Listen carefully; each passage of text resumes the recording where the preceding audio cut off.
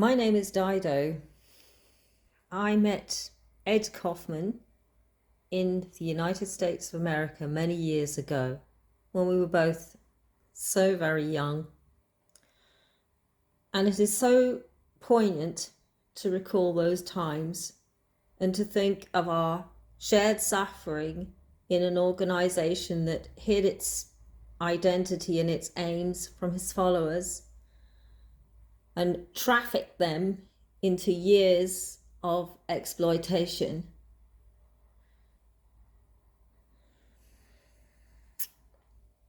It's so sad to think that while part of that group, I couldn't be friends with Ed in the normal way. Friendships and bonds between individuals were frowned upon. We were supposed to put all of our devotion into following and doing whatever the Moon family told us to do. And Ed was an exemplar of that. But I do remember him. He was your all-American boy. And what I've learned about him since talking to him as someone who's exited that group about 10 years ago is that before he met that family, he was on track in college. He was studying philosophy and psychology. He had a girlfriend. He had a good family relationship. He was living with his father in California. But he met the group and they persuaded him to come for a few lectures.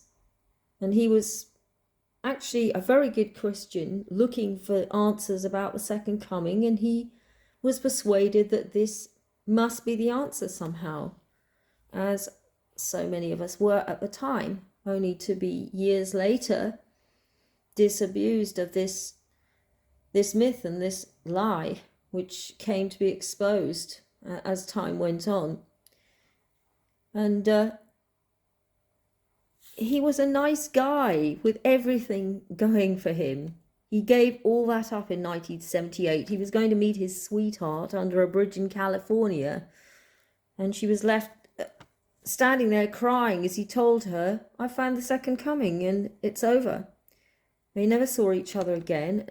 Then after a workshop at a Moon sect workshop at Camp Majunda, Ed saw very little of his father, his mother, and his brother.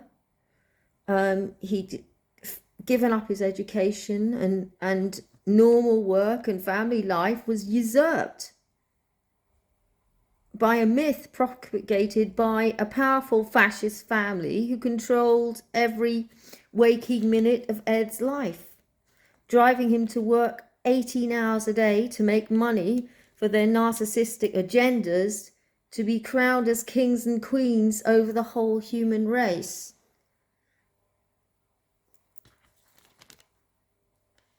He was able to withstand being denied education, familial normality, and choosing his own spouse, life, interests, and friends.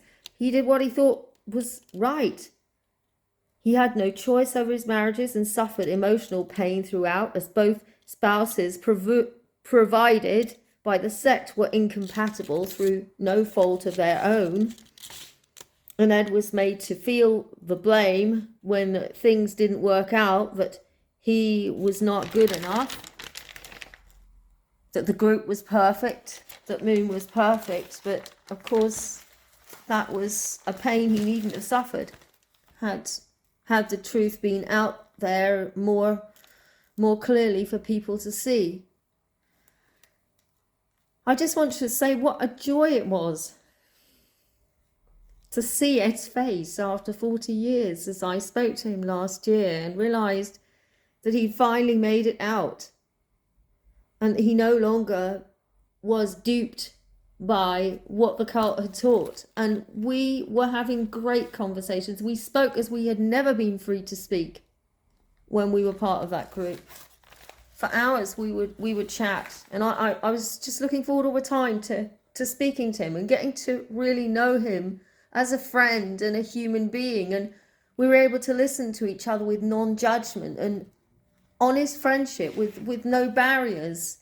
And when I think of how I left that group and the barriers were put up, and then suddenly there was nothing left of the people for me that I used to know. And that was a sad loss for them as human beings. I did not hold their faith anymore, but it was deeply sad. And I was so happy to see him again, someone I really had known well. He had a great sense of humor, and I remember we would be working all day out in the blazing sun of the southern states, living on really beastly, unhealthy fast food diets mainly. It was absolute hell. But actually, Ed was one of the people who would make me laugh. He would drive up in a van and be grinning at the end of a very, very long day.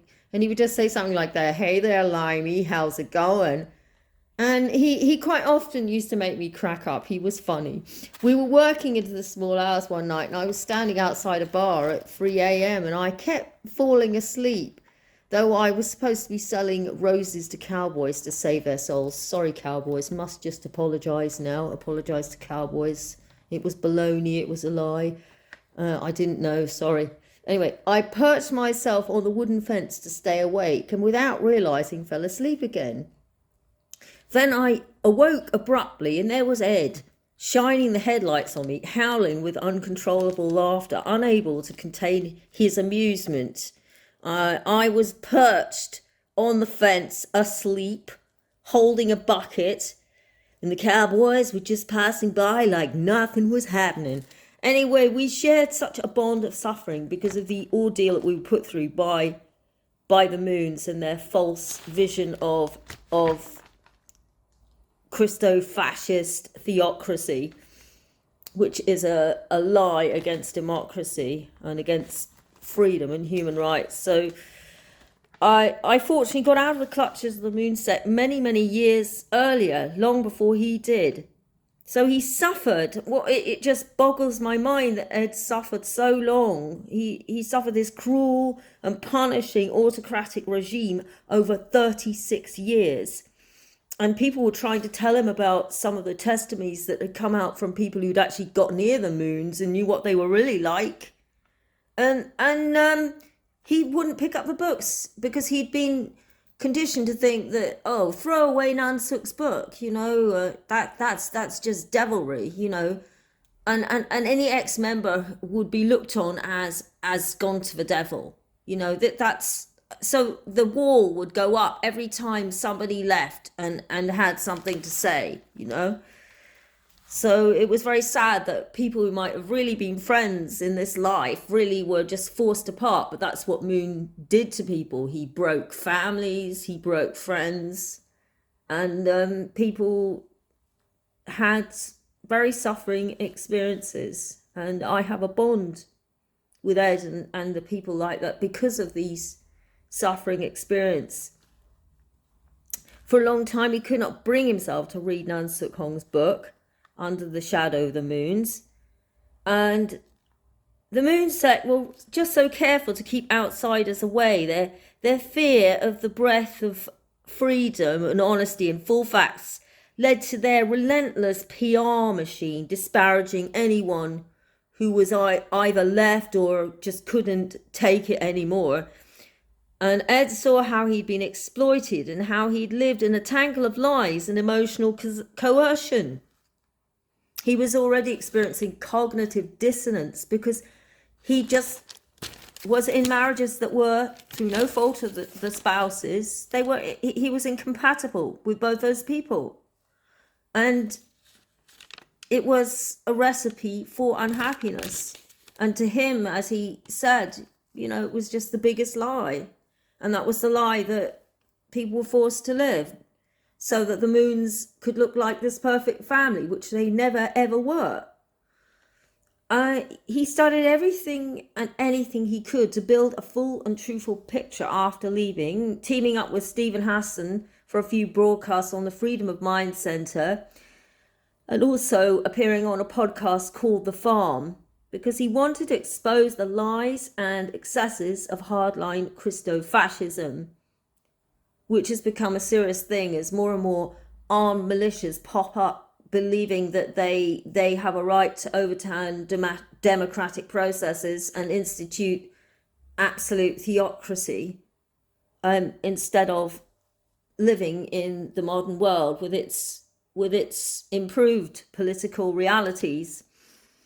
He planned to do a dissertation, write a book, and although he suffered dreadfully during his two free will, no choice marriages, he told me he had plans even to help his second partner get out. He was absolutely heartbroken by the failure of his marriages and the emotional repression and lack of individuality and freedom it inevitably entailed. He blamed neither of those women. He knew it was a byproduct of the mechanism of oppression that they were both caught up in.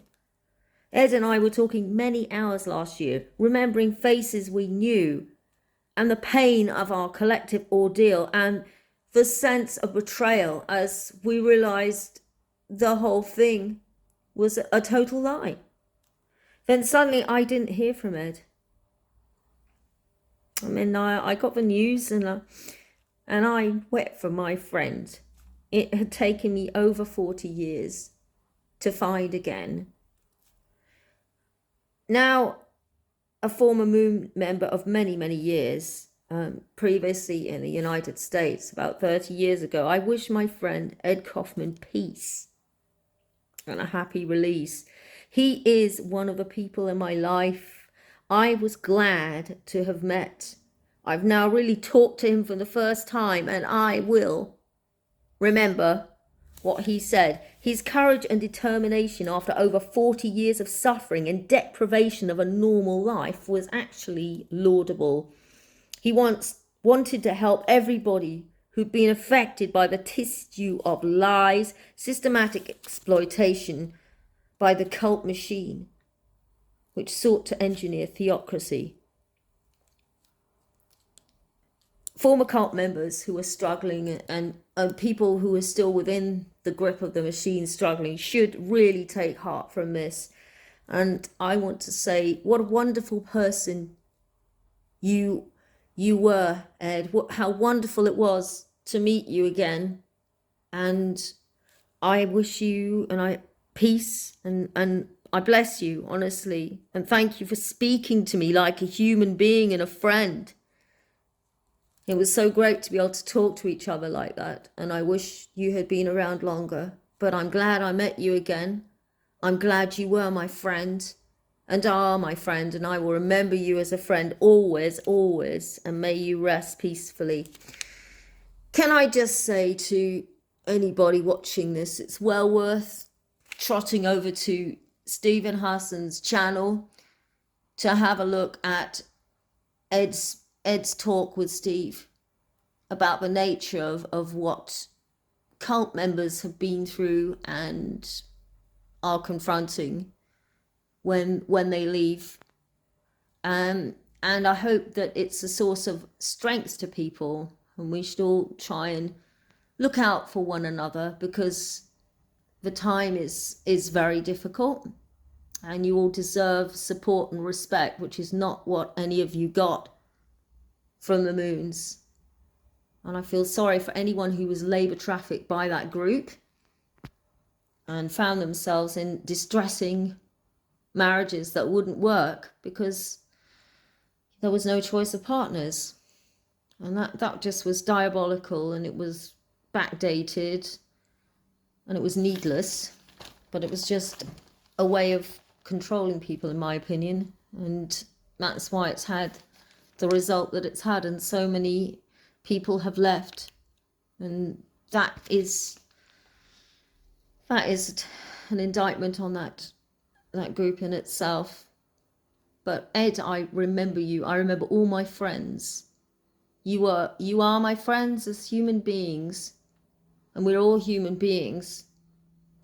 And we need to live in an atmosphere of freedom and peace, obviously. And Ed was just so touching to listen to after all those years, and I respect him tremendously for his contribution to exposing the underpinnings of the machine and how it has bitten into the lives of people, taking them away from their families, their countries, and the things that they love and the things that they should be doing, and their individual expression as well.